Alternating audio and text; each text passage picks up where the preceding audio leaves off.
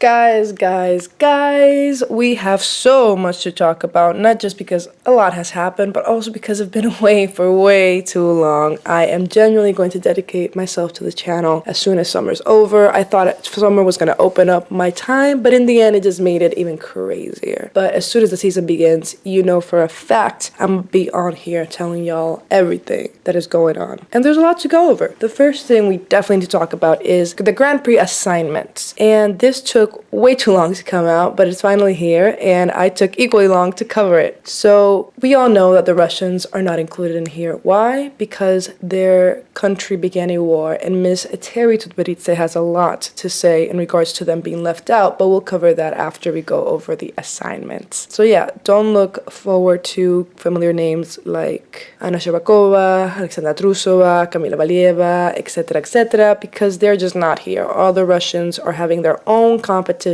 I don't even know what they're calling it, the Russian competitions. And they said that they're going to have international people going in. So I don't even know who they're going to invite. And if anyone's going to accept that invite, I'm guessing the people who have sided with them, you know, maybe some Chinese or some Belarusian athletes might go over, but I don't know who else besides that truly. However, let's focus on people who have been assigned Grand Prix stages, all right? First, let's cover men's, which to me is the one which is definitely the most unaffected by the Russian absence because it is the discipline that the Russians had the least amount of effect, the least amount of athletes, the least amount of strength. The men's in Russia was just not well developed, and it is by far the field with the most depth across countries. The USA has strong men, Japan has strong men, Korea has strong men, Canada has strong men. So let's go through this. Skate America. So far, Skate America is looking to be like the place to be. And just know that I'm only going to mention the names that I'm looking forward to is based on my opinion, the people that to me, I will definitely watch their performances, and I think they have a chance at the podium.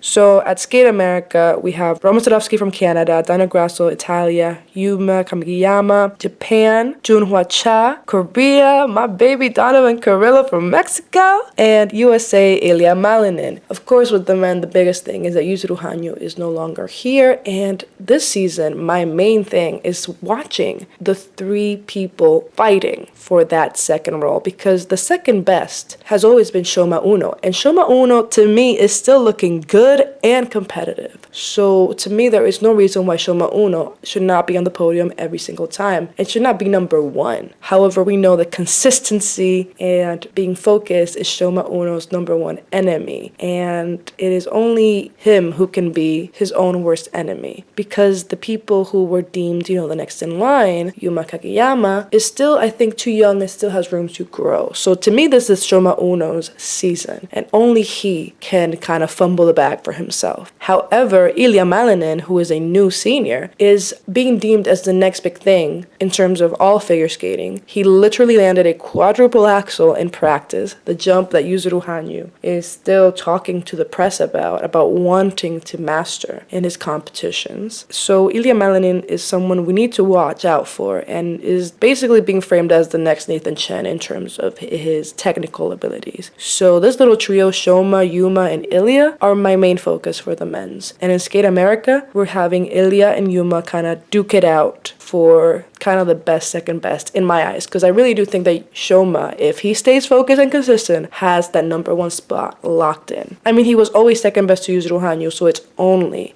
natural that he becomes now the one to beat. Skate Canada. We have Keegan Messing from Canada. We have Boyang Jin from China. We have Matteo Rizzo from Italia. We have Shoma Uno, my boy, from Japan. We have Dennis from, I always forget his country and I don't know what LAT means. And then we have Jimmy Ma from USA and Camden from USA. I'm really interested in seeing Camden. I feel like he's always overshadowed and he never really kind of has his moment. I want Camden to have his moment because I think he's shown once and then never again. But of course, I believe that Shoma Uno is going to be easily the one on top, maybe alongside Keegan Messing, and that third spot is kind of up for grabs. The Grand Prix of France, we have Kevin Amos from France. We have Yuma Kageyama, of course, from Japan. Kazuki Tomono, I'm not super familiar with, but anyone from Japan, I would say, is a real contender to deal with. Same thing with Sota Yamamoto, and those are the only names I recognize, honestly. But I think the Korean men, and especially the Korean ladies, which we'll talk about later, could really have a moment. With the Russians out of the competition, the fourth has now become a third, and Korea could really step up and make a dent in the world stage and solidify themselves as kind of the new third power of figure skating, because right now it is kind of a battle between USA and Japan, but Korea is right there. Then we have the new, I'm calling it the British trophy, the MK John Wilson trophy, but it's basically a stage in Britain because, of course, we're replacing the Russian Cup. We have Roman Sadovsky from Canada. We have Morisi, who is famously from Team Tutobrice but represents Georgia. He's still being allowed to compete, even though he's been in all the Team Tutobrice shows and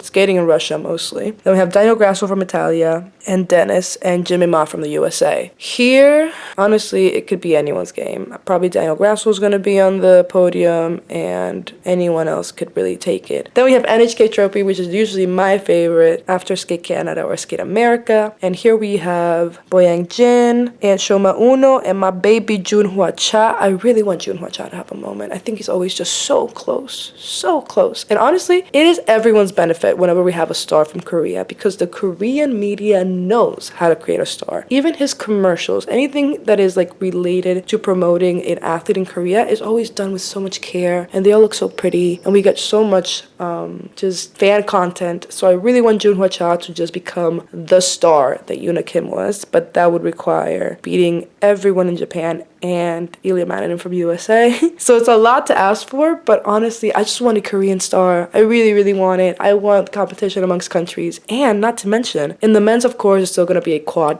showdown, but for the ladies, the quad big hitters are gone. So it's mostly going to be about consistency and performance, which is what a lot have been asking for. So I'm really kind of tempted to see how the season will turn out in terms of the judging. And then finally, we have the Finnish stage, which has Keegan Messing, Kevin Amos, Ilya Malinen, and Camden from the USA. And again, I'm only saying the names that I am looking forward to. If you're looking forward to anyone else, I am sure you'll put it in the comments, but please do so I can broaden my perspectives. And the men is, to me, the most unaffected. Like, the men is going as if, even if the Russians were here, it wouldn't really change much, to be completely honest. Sorry, not sorry. Then let's talk about probably the most barren, from the most depth field without the Russians to the most barren field where you can really feel the Russian presence is gone, which is pairs. I do not know anyone. I do not know who the hell is going to be placing here because I don't know anyone. It was usually just the Russians, and there's still some Russians in here representing Austria or like some other country, but the big hitters, the Mosvina teams, are all gone. Pairs is definitely the most barren. Like, you can definitely feel that the Russians are gone, and I do not know anyone, so I'm not even going to talk about it. And ice dance, I just think it's the year of chalk and baits. Like,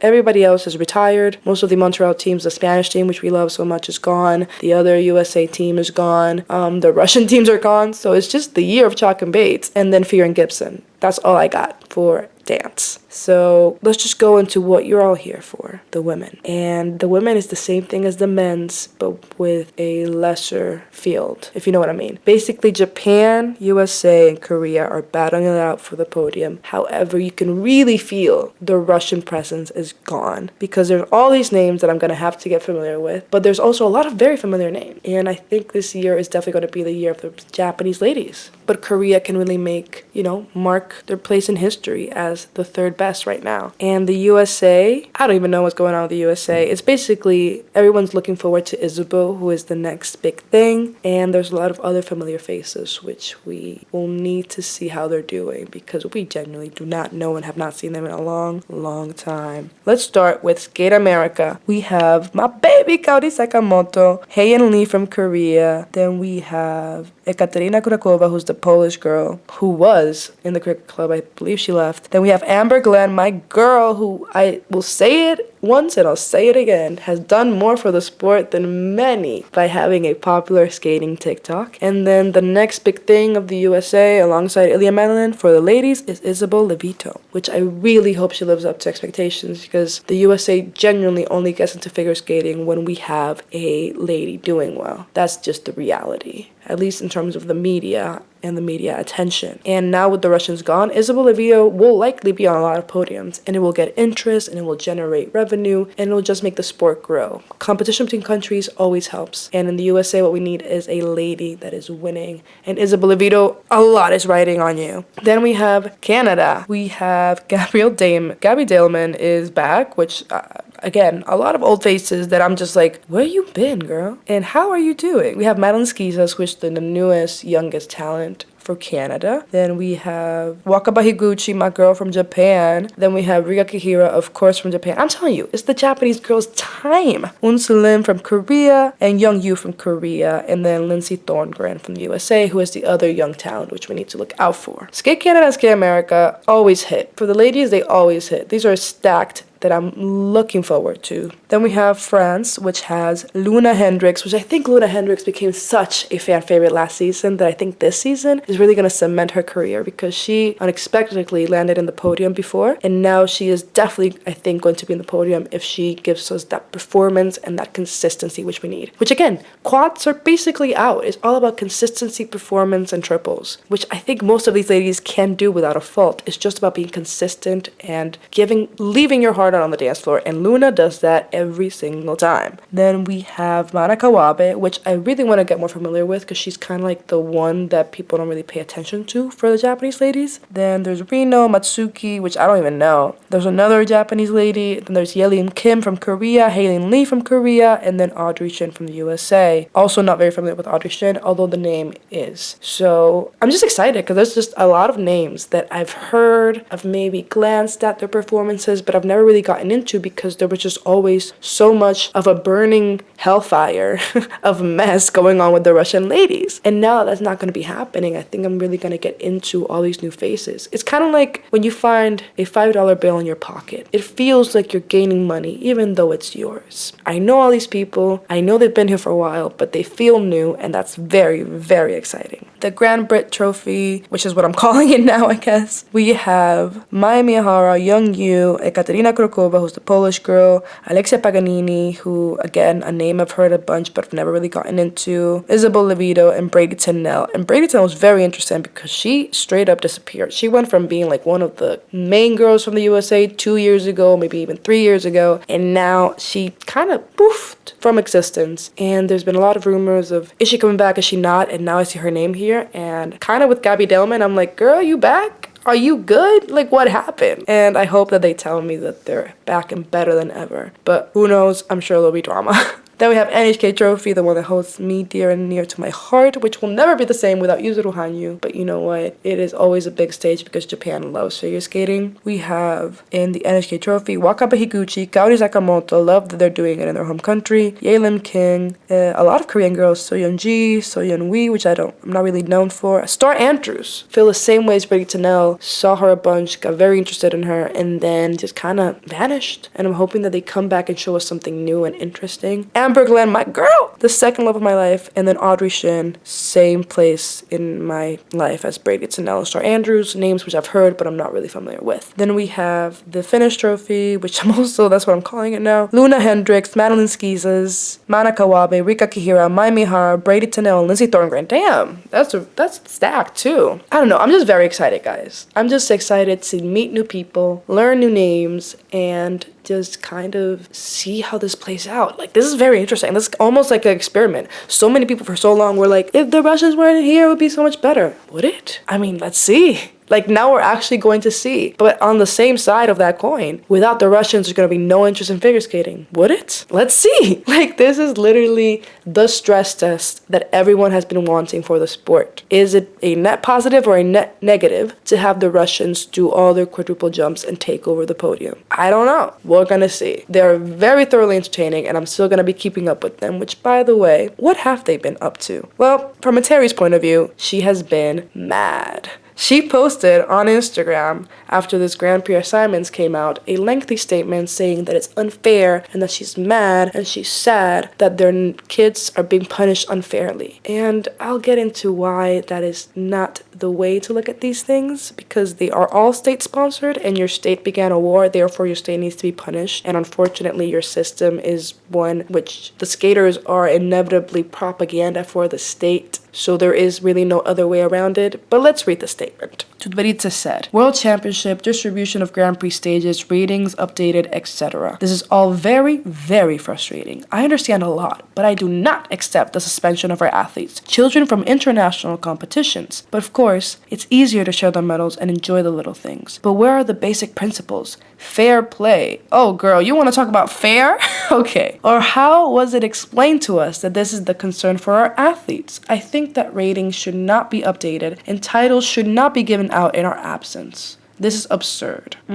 I know that it is a sport that erases boundaries and unites all the athletes of the world. I think this is a terrible mistake of a group of people who have found themselves in the decision-making power. Help us, Lord, to get out of the situation. Okay.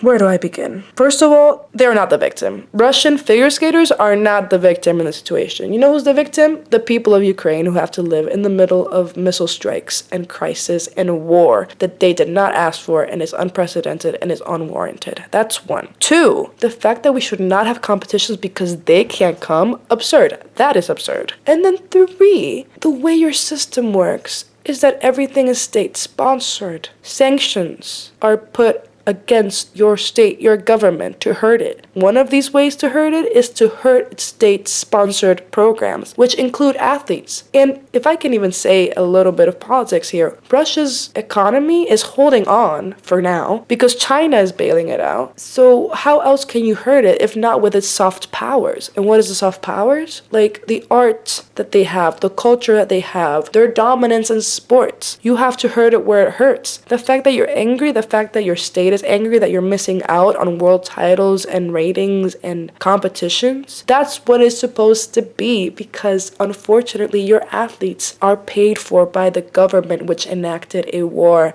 There has to be consequences for actions, and unfortunately your government is what created your system, is what allowed all these athletes to become the athletes they are today because of state money. And that same state money is now being used for a war. Therefore, there are consequences, and the consequences, unfortunately, is taking away the opportunities from these athletes which were created with state money. Simple. You guys are not the victim. Does it suck that children won't get to participate and do their dreams? Yeah. But you know what sucks even more? That there are children living in bunkers in Ukraine right now. So I would say this is a very, very small price to pay for a world war, for crimes against innocent people of Ukraine. Does it suck? Yes. Are you a victim? No. Should the entire world stop spending because Eteri cannot get more medals? No. The athletes to this day are used all throughout the country. I mean, let's talk about what the girls are doing. Let's talk. Eteri, after the statement and the rumors of her coming to the US and her, shit-talking Dave Lees from the skating lesson for insinuating that she's trying to get her daughter to represent the US. Well, you know what they showed now to solidify that she's not leaving Russia? Is that she's getting a new ice rink. They're getting a new ice rink. They're not allowed in world competitions. They're economically stable for now. We're kind of going into a world recession. This doesn't tell me anything. If things go wrong economically, I would not doubt for a second that Eteri would jump to the USA. I wouldn't. I really genuinely don't think that her getting a new rank means she's staying in Russia forever. I think it is a statement as to them trying to show strong face and saying we're moving forward and we're going to be bigger and better and our sport is going to continue growing with or without you. But at the same time, you're complaining about the fact that you're not included. So it's a mess. I just don't like her framing themselves as the victims when they're definitely not the victims of the war. And on top of that, they're definitely not the victims of the sport when we've known all the dope state-sponsored scandals. It's just the irony of saying that sport is separate from the state when you have been caught in 2 different state-sponsored scandals for doping is so ridiculous. I'm sorry. But what have they been doing? What have our favorite Russian skaters been doing? Because I've talked too much about Eteri. Well, they've done a lot of galas. There's even been talk about the fact that Anna Shcherbakova, who apparently is supremely popular in China to the point where she's selling NFTs and have been like the best selling NFTs in like Chinese history of cryptocurrency. I do not know. There was a lot of talk about the fact that it was like the number one in something. But there's talk about doing like a tour in China with Anna Shcherbakova being just kind of like the main star. So at least Anna's getting her flowers somewhere. Like, people have this idea that I hate Anna Shcherbakova. No, I just feel really, really sad for her. So I'm actually very happy that she feels this amount of support and love from somewhere, and that the Chinese public has grown so akin and so loved with her. And what we've seen with friendships, a comment I've seen a lot in my videos is like, but are Trusova and Anna still friends? That's what I want to know. And the answer is, I do not know. What I've seen mostly is that Alina and Camila, they're acting like Camila was the winner of the Olympics when she wasn't. Like, she completed her prophecy. But she ended up being the biggest star in Russia afterwards. So Alina and Camila are like off doing their little shows. And then Anna and Zhenya have become the other duo that we see all the time. And do you see this? Zhenya is the silver medalist, and she's the one who is like being paired now with Anna everywhere, doing exercising. They do all these things where like they promote like health, and they do like exercising-led classes for free somewhere. And so Anna is kind of being treated like she won the silver medal. And so she's now always with Zhenya. Like, it's just very, very interesting. I have been told from my followers that Trusova no longer likes Anna's post, and Anna no longer likes Trusova's post, and that maybe they unfollowed each other. I do not know if any of this is real, but I do not know what the state of their friendship is. What I do know is that we haven't seen them together since the Olympics, at least not that I've seen in my timeline. And the cliques are those. It's just Alina and Camila on their own, Zhenya and Anna doing all these shows and promotions and classes together. And then Trusova is just kind of there, skating, but also doing all types of training and promotion of other sports with her boyfriend, Mark Kundriak. So that's kind of like how they've broken apart, which I don't know if they have, but this is what we see through their post. From what we all know, they're all still under Team Tutberidze. Anna Shcherbakova, who as I was editing this video, realized she got knee surgery, and I had been told that Aliona had to get hip surgery, although I have not seen any postings of that on her Instagram. Nobody has made an official announcement saying that they're leaving, one, or that they're retiring, two. But if you think about it, why would they even do that? They don't have to. They're not invited to international competitions. They're only doing their national competitions. So why would they even quote-unquote retire? Which, again, the retirement announcement does not come till after they've basically retired. Like, Alina announced that she was pausing and didn't announce her official retirement until like years later. Zhenya was not in competitions for like a good few months, and then unofficially announced her retirement by talking about it in an interview through her like reality TV show. Like, basically, retirement announcements do not come immediately. You just kind of notice that they're not doing competitions. But here, we won't notice because they're all banned. That's basically what I'm trying to say. Like, nobody is gonna quote unquote retire, and this is gonna kind of F up the Eteri expiration date theory because they're not expired, quote unquote, because they're still doing their homegrown competitions. But if there were international competitions, that's when we would realize who is still with Eteri, who is not coming, who is going, who has switched. Like, who knows if Anna would have switched coaches? Why would she? She won the medal. Trusova, I think, definitely would have switched coaches, but did she? Is she? We don't know. Like, we do not know until these Russian competitions begin. And even then, what is the benefit of leaving Eteri when Eteri is the one who's leaving the country the most?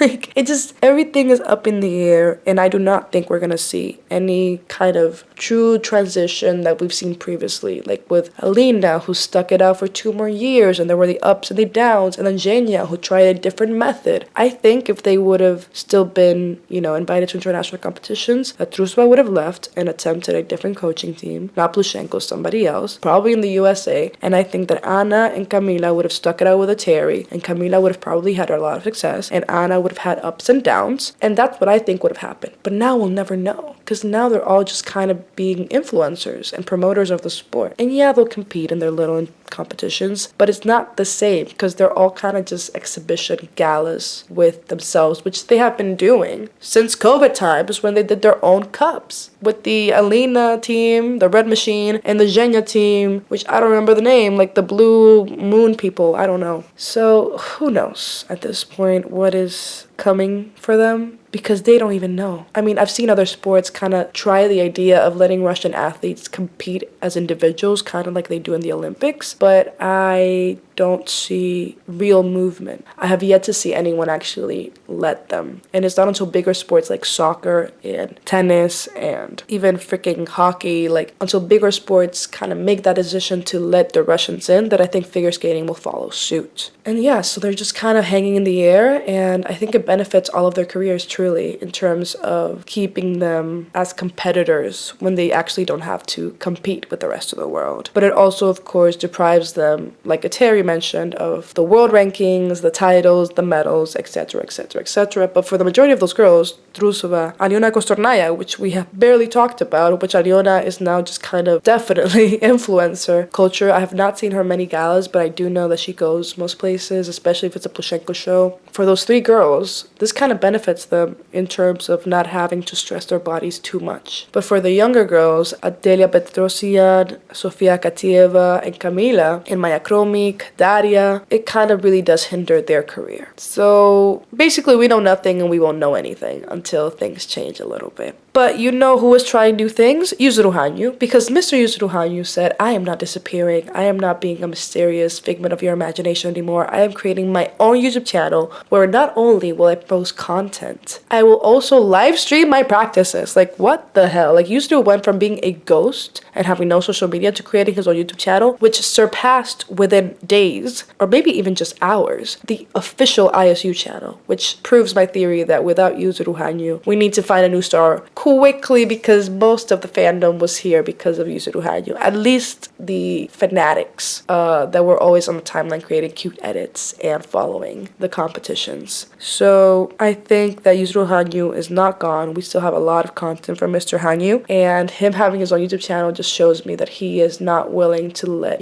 kind of us starve, which is good, because the man let us starve for a long time when he was, focused in training. But now he can just focus on giving us content, which honestly is what a lot of fan use have wanted for a long time. But let me know what you guys think about all of this. Eteri calling themselves victims, the Russian girls' friendship mess that we don't know, it's all speculation, the Grand Prix assignments, Yuzuru Hanyu being a YouTuber now. I have competition and he has already beat me, and he hasn't even posted his first video, so I'm feeling great. But yeah, that's really all I have to talk about, and as always, shout out to Timothy, Natalia, Leslie, Maria, Melissa, Katie, and Corina. Thank you so much for the support. If you want to support me, Twitter, merch, and Patreon are all down below. And hopefully I'll talk to you guys soon. Bye bye.